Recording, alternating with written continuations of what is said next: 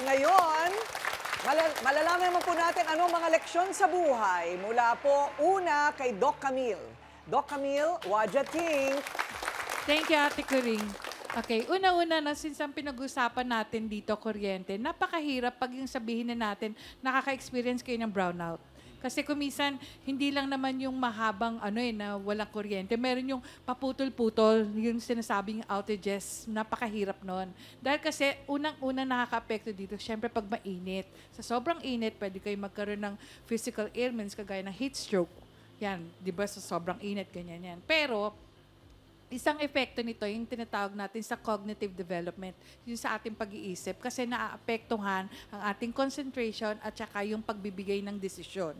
Kumisan naguguluhan tayo, naging irritable tayo, and definitely, kung tayo ay meron ng depression, mas lalo tayong nade-depress. Pero sana dito, Churba, tandaan mo, pwede ka naman namin matulungan pagdating sa ganyan. Sabi mo, kailangan mo ng kausap. O, nandito ako.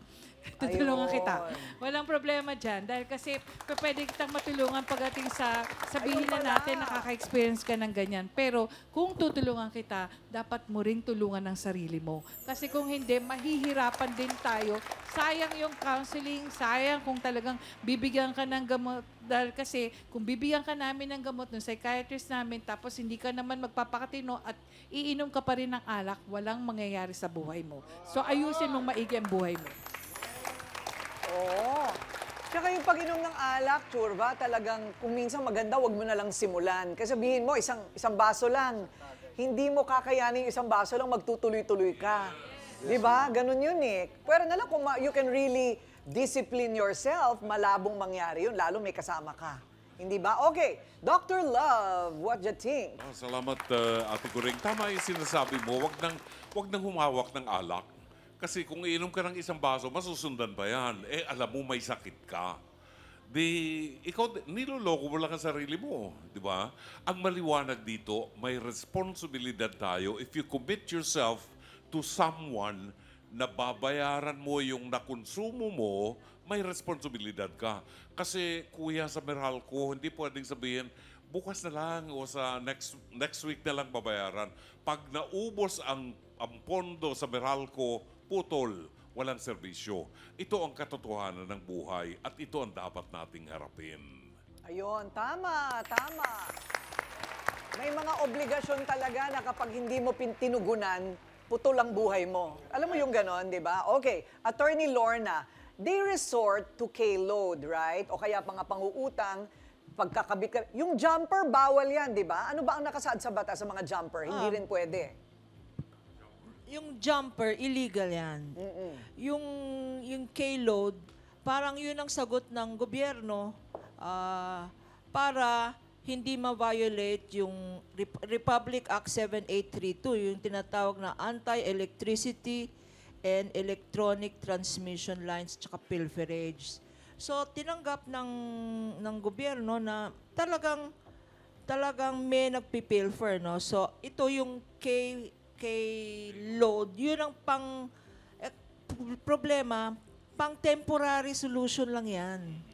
Ang talagang problema natin, napakamahal ng electricity talaga. Kanya hindi maiiwasan yung illegal connection, yung nagpipilferage, yung yung mga ganyan, nagja-jumper.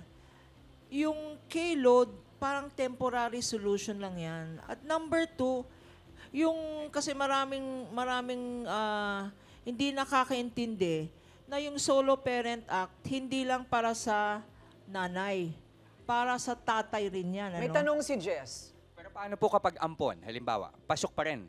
Pag ampon, unfortunately, hindi. Ayun. Kasi if you are a solo parent, pwedeng wala kang asawa, no? Kagaya ni Chuva. Pero yung anak, 22 years old and below, magka-qualify, pero kailangan anak mo. Ayun ang problema. Okay. Kasi kahit sa 4-piece, hindi rin niya anak na tunay. So, hindi rin applicable. Ang 4-piece ba is applicable kahit single ka? Yes, 4-piece is applicable. O, ayan. Kahit single ka, Oh. no? Pero di ako disqualified ako dyan, ma'am, kasi di ko nga anak po.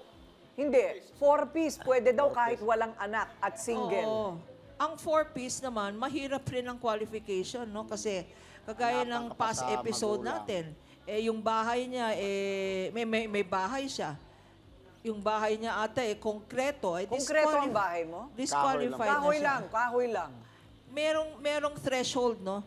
Yung poverty level na sinasabi, pag nasa poverty level ka ng gobyerno, pwede ka mag-apply. Ang problema, Sir Chuba, pwede kang ma-employ.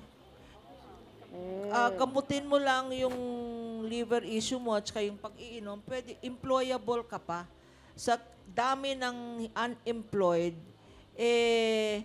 talagang marami kang kalaban sa 4-piece na yan. Pero, nasabi mo dito on air na wala kang pamilya dito. Nasa probinsya ka. Taga Cebu ka. At saka wala ka namang partner dito kasi nasa kulungan, ano. Ang suggestion ko, Ate Kuring, yun ang problema natin. Ang daming gustong pumunta dito sa Metro Manila. When dapat ang kabuhayan nyo, nandun sa mga probinsya. Huwag nating isipin na dito lang pwede mag-employment sa Manila. Ang sagot ko sa inyo, pag-isipan nyo kung meron kang pamilya at merong tutulong sa'yo sa Cebu, kung saan ka galing, umuwi na kayo.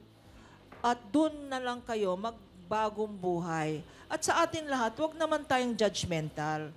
Tama. Miski na may, sabi nga ng isang sausawera, dapat wag nating i-judge yung gender preference niya. Kung gusto niya ng lalaki, okay lang. Nasa kanya yun, ano. At kung sabi nga niya, nagbagong buhay na, mami, no, ayaw na niyang uminom, bigyan natin. Kasi hindi naman tayo judge dito sa programang to. Okay, maraming salamat, Attorney Lorna Capuna.